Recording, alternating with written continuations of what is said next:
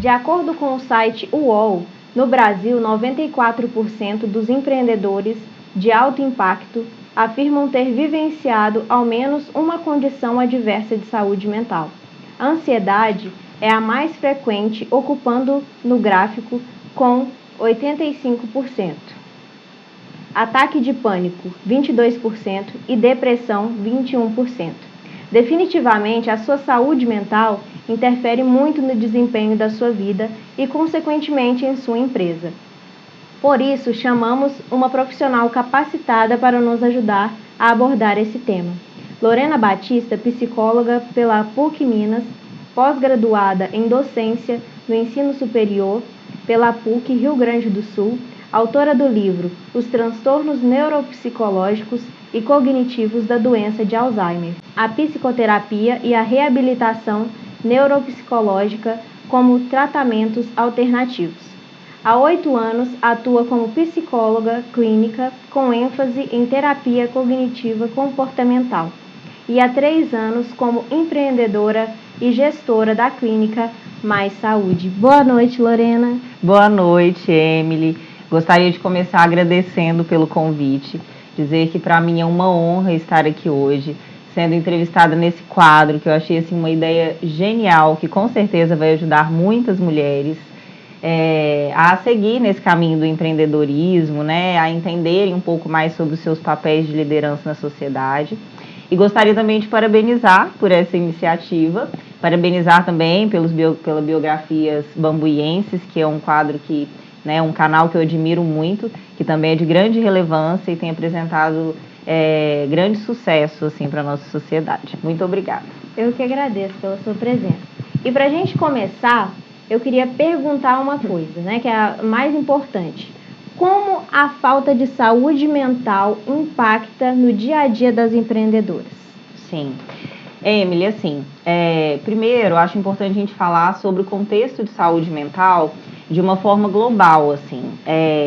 Graças a Deus, tem se falado muito sobre saúde mental e tem se preocupado muito com o cuidado da saúde mental, né? Há algum tempo atrás, saúde mental era muito estigmatizado, assim, era tratado com muito preconceito. Hoje em dia, a gente tem quebrado muitas barreiras, as pessoas têm entendido a importância de cuidar da saúde mental como uma forma, enfim, né, de que a vida siga o seu ciclo natural e saudável de se exercer as mais diversas profissões, exercer os papéis sociais e pessoais, como, por exemplo, né, no caso das mulheres, que são muitas funções, como mães, por exemplo, né, como mulheres, como ser humano de uma forma geral. Então, assim, prezar por uma boa saúde mental, ela é importante em todos os aspectos da nossa vida, assim como para nós que somos empreendedoras. E qual que é o papel mais importante, assim, da saúde mental no quesito empreendedorismo? Quando a gente fala do empreendedorismo, né, assim como eu disse, a gente está falando de mais uma função, mais um papel que ocupamos na sociedade. Então, nós precisamos administrar todas as outras funções e mais essa. E o empreendedorismo é um grande nicho que vem com várias outras coisas, né? Muitas vezes a gente tem que lidar com as mídias, por exemplo, tem que lidar com a contabilidade, tem que lidar com várias coisas para que a gestão da sua empresa seja de fato de sucesso. E se a gente não tem um bom know-how, assim, a gente usa muita expressão na psicologia de mindset, que é essa configuração mental para poder lidar bem com todas as adversidades, né, que a gente lida aí na vida. Se a gente não tem isso, com certeza não vai prosperar da forma como a gente gostaria. Então, por exemplo, né, você citou o dado do UOL ali sobre a ansiedade, por exemplo. A ansiedade, ela é considerada o grande mal do século XXI. Então, se a gente fala da ansiedade com o empreendedorismo, talvez a gente não vai conseguir resolver as coisas da forma como a gente gostaria, porque a ansiedade, ela traz preocupações excessivas, pensamentos acelerados, às vezes junto com a ansiedade também caminha a procrastinação, porque a gente pensa muito em como agir e às vezes esse pensar demais, o nosso cérebro ele meio que entende que vai ser difícil a gente realizar, já que tem uma série de pensamentos ali que estão surgindo naquele momento e aí a gente deixa para depois e aí quando vai ver não realiza. Enfim, então, quando a gente fala da saúde mental, né, uma boa saúde mental para o empreendedorismo afeta das mais diversas formas. Nessa questão, por exemplo, né, de organização, de proatividade, bem como na questão financeira também, quando a gente fala de inteligência financeira, a gente também fala sobre saúde mental, tentar pontuar, né, os gastos, os ganhos, ter uma boa estratégia que permita com que a empresa prospere. E isso tudo só é permitido se a gente tem uma boa base de saúde mental ali.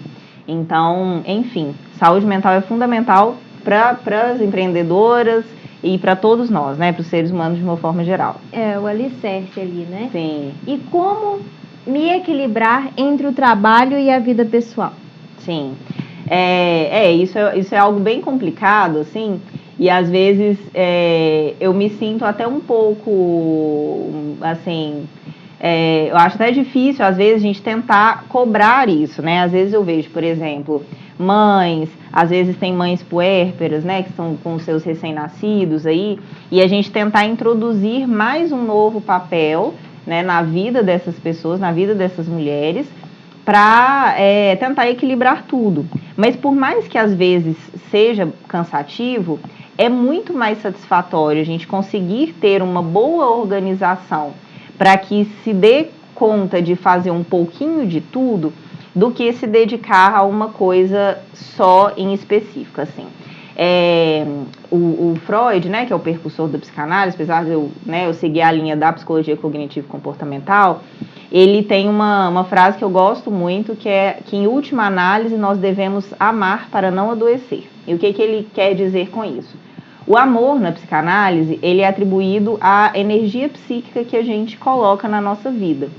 Então, quanto mais assim, energia psíquica a gente coloca, menos propensão a gente tem para o adoecimento. Só que tem algumas ressalvas importantes aí. Se a gente atribui uma energia psíquica a uma coisa só em específica, essa energia ela vai ficar muito concentrada. E se ela deixa de existir, por exemplo, eu vou sofrer muito. É como se fosse uma mesa que ela tem só uma base. Se essa mesa tem só essa base e essa base deixa de existir, o tampo cai, né? Ela não vai se sustentar. Se é uma mesa, por exemplo, com 4 pés e um pé deixa de existir, ela vai ficar um pouco bamba, mas ainda se sustenta. E o que isso quer dizer?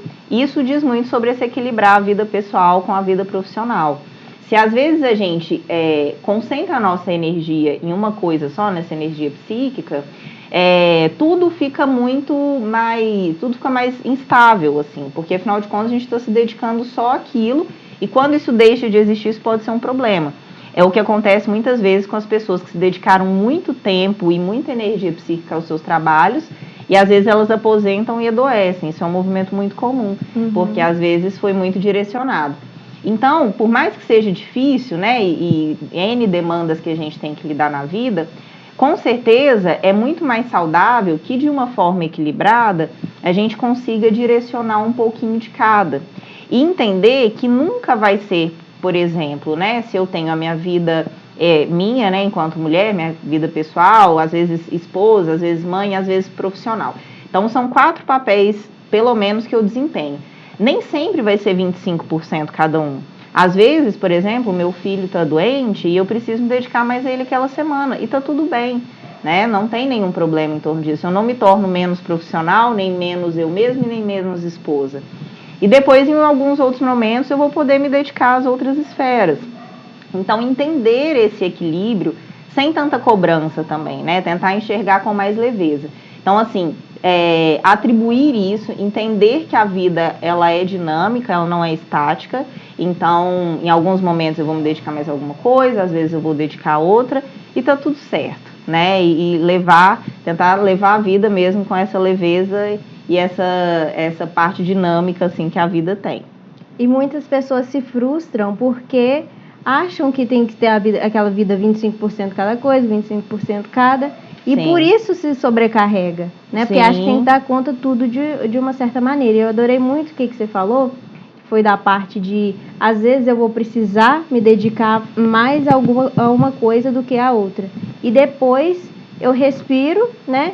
respiro fundo, planejo e me dedico a outra coisa ali que necessita, né, a cada momento. Eu gostei muito disso. Sim. E entrando nesse assunto também, a gente tem que falar sobre o papel historicamente atribuído à mulher, né, que não envolve a liderança.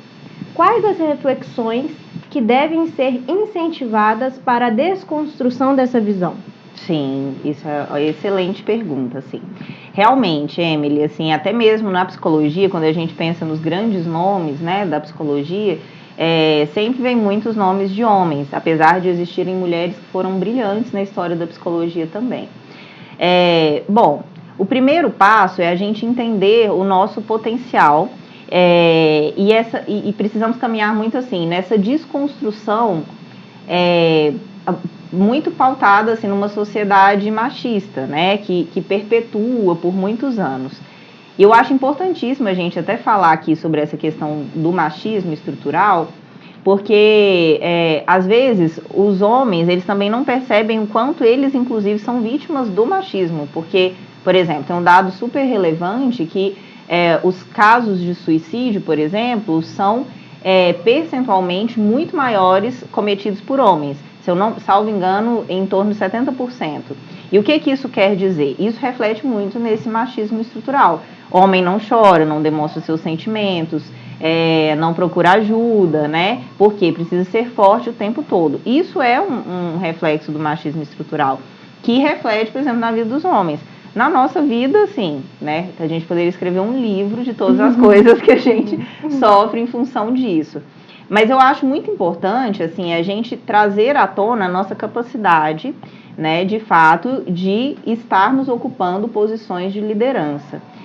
E nós somos muito capazes, né? Afinal de contas, a gente assume um papel de liderança muito grande dentro da família, por exemplo, que é de gerar, né? Esse é um papel de liderança biologicamente atribuído a nós. Então, a partir daí, a gente reconhece o nosso potencial se a gente pode gerar uma vida, o que é uma empresa, né? Ser perto de uma vida. E quanto mais a gente reconhece as nossas potencialidades, também as nossas fragilidades, que elas fazem parte, né? E elas nos impulsionam ali no crescimento da vida também, mais a gente consegue entender e compreender onde a gente pode chegar, né? Algo que eu acho muito importante também é sempre a gente ter muito claro onde a gente quer chegar. Isso é algo que, pessoalmente falando, eu sempre faço muito na minha vida, assim, a gente ter muito claro onde a gente quer chegar e o que a gente está fazendo para alcançar esse objetivo. Porque a partir de quando a gente quer determinada coisa, o nosso corpo, ele já vai nessa direção. Porque, afinal de contas, a gente almeja aquilo, né, tem isso como pensamento, e aí isso acaba se tornando, né, um comportamento operante. A gente vai na direção daquilo que a gente quer. Então, entender as nossas potencialidades, acreditar nos nossos sonhos, assim, né, aquela frase do que a vida quer da gente é coragem, e aí você acreditar naquilo e ir atrás, entender que as dificuldades, elas existem para todo mundo, né? Às vezes a gente está aí nas redes sociais, as pessoas acreditam numa ideia de vida perfeita, né? Mas ela não existe.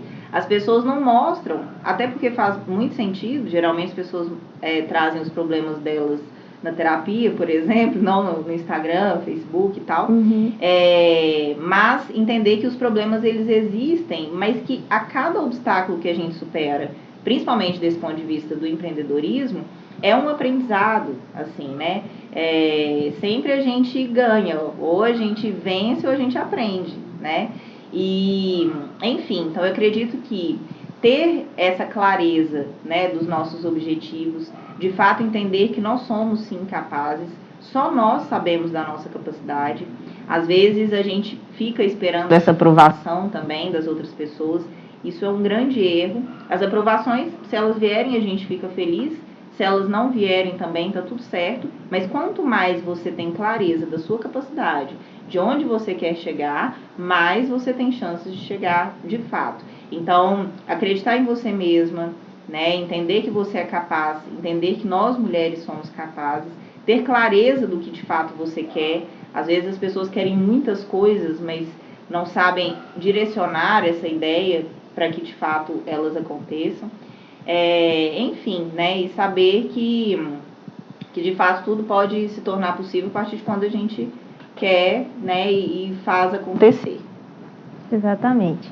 E a sobrecarga é uma das coisas mais presentes no dia a dia das mulheres. E eu queria saber o que a gente pode fazer para não se sentir, não ter esse sentimento de sobrecarga no nosso dia a dia. Sim. Bom, primeiro passo, eu acho importante a gente entender que nós somos seres biopsicossociais. E o que é isso? Quer dizer que a gente tem uma dimensão física, biológica, tem uma dimensão psicológica e tem uma dimensão social, né? E elas são indissociáveis, por isso que elas estão, né, contidas nessa mesma palavra biopsicossocial. Então, o que isso quer dizer? Quando a gente fala de um bem-estar global, a gente precisa colocar essas 3 esferas em andamento. Então, por exemplo, do ponto de vista físico, para mim, sem dúvidas, a atividade física ela é a melhor forma de a gente cuidar da nossa saúde. Inclusive, tem um estudo recente, se eu não me engano foi da Universidade de Oxford, apontando os benefícios da atividade física tão poderosos, tão importantes, quanto o da terapia e o da medicação, por exemplo, psiquiátrica. Claro que atuam de maneiras distintas, principalmente o da terapia, o da medicação, assim, fisiologicamente, em termos de neurotransmissores, enfim, é até semelhante, mas apontando esse resultado tão poderoso quanto. Então, né, isso a gente já consegue pensar nesses benefícios. E a atividade física é um meio mais democrático, assim. Às vezes, você não precisa necessariamente fazer uma atividade física específica, né? Você pode encontrar aquela que mais te agrada, que faz mais sentido para você, né? Mas que você faça atividade física, de preferência diariamente, né? Porque aí sim você vai colher esses benefícios aí para a sua saúde mental. E é interessante a questão da atividade física, porque por mais que chame atividade física, o benefício dela para a saúde mental, ele é imediato. A partir de quando você faz atividade física ali, logo depois da atividade física, seu cérebro libera neurotransmissores, por exemplo, serotonina, dopamina, endorfina, que te dão uma sensação de bem-estar imediato. O benefício físico da atividade física também acontece ali, mas ele é muito observado a longo prazo, assim, a médio e longo prazo. E já o benefício da saúde mental, ele é imediato. Então, eu colocaria isso, uma boa alimentação também, né, evitar excessos, por exemplo, de álcool, de açúcar. Do ponto de vista psicológico, né, eu acredito que, né, por exemplo, o fazer terapia é uma excelente forma, porque afinal de contas é um espaço que está direcionado ali para você lidar com as suas coisas de maneira segura, ética, né, e profissional, mas também ir reconhecendo você mesmo o que vem te incomodado, o que você pode melhorar. Às vezes você mesmo consegue lidar com aquilo e não simplesmente negligenciar, né, o que você tem passado. Quando a gente fala, por exemplo, né, sobre essa sobrecarga relacionada ao trabalho, hoje em dia tem um transtorno que tem nos preocupado bastante no consultório, que é o burnout, que é esse transtorno relacionado ao trabalho em específico. Ele tem sintomas semelhantes ao da ansiedade, por exemplo, mas ele tem uma causa muito específica, que ele vem do trabalho, né? Ele tem essa relação direta ao trabalho. Então, essa preocupação, né, com relação ao trabalho, o trabalho em excesso, enfim, a gente precisa ir reconhecendo os primeiros sinais de algum estresse ali pontual, de algo que não esteja indo bem, para poder intervir. A grande questão em torno da saúde mental é que a gente não tem muito uma métrica, do tipo, por exemplo, sei lá, acredito que deve ter algum estudo falando que se o osso, por exemplo, do meu dedo indicador, de uma mulher de 30 anos, suporta uma força X. No caso, por exemplo, da saúde mental, a gente não sabe. Então, às vezes, se você for testando o seu limite ali, você pode chegar, né, entornando o balde. E aí, quando vai ver, você já desenvolveu ali um transtorno grave. E do ponto de vista social, de fato, eu acredito que sejam as redes de apoio, né? A gente conseguir manter vínculos, por exemplo, que sejam saudáveis, a gente poder contar com várias pessoas que também caminham com a gente nessa direção, né, que nos auxiliam no processo do empreendedorismo e da vida de uma forma geral, as amizades, família, enfim, manter bons relacionamentos. Isso é fundamental também para esse contexto geral de saúde mental aí. Sim. E o que eu acho muito importante também, uma das coisas mais essenciais, é a gente saber gerir o nosso tempo também, né? Que anda junto com tudo isso. E saber reconhecer que a gente não está bem também. E como que a gente reconhece que a gente está chegando no nosso limite ali? E quais são os sintomas? Sim. Então, Emily, assim, como eu disse, não tem muito... A gente não sabe muito bem quando é esse limite. Por isso que o ideal é que a gente nunca espere chegar nesse limite. Porque o limite, ele é muito subjetivo para cada um, né? Tipo assim, às vezes o meu limite é diferente do outro, enfim. Eu acho que a coisa mais importante é a gente sempre ter, por exemplo, eu acho que um dos grandes gatilhos, vamos dizer assim, para o adoecimento mental, sejam os problemas da vida, né? As adversidades, enfim. O que a gente precisa entender? Que os problemas, eles existem para que a gente solucione, não para que a gente sofra por eles. Por exemplo, às vezes a gente tem atitudes muito imediatistas, muito proativas para determinadas coisas, para outras não. Exemplo, se eu derramar aqui agora esse copo com água, provavelmente a gente vai correr e vai pegar um pano para tentar enxugar e não chegar a nada que está aqui. A gente não vai olhar e falar, não acredito que eu derramei essa água, não, como que eu fiz isso? Até ela chegar no mouse e causar um problema.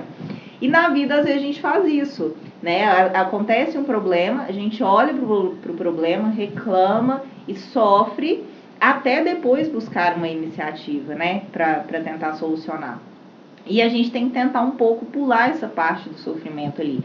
Porque esse tempo, né, entre acontecer o problema e até solucionar e a gente sofrer por esse problema, isso causa muitos prejuízos para a gente, né? Isso é algo que investe muito nesse sentido do adoecer mesmo.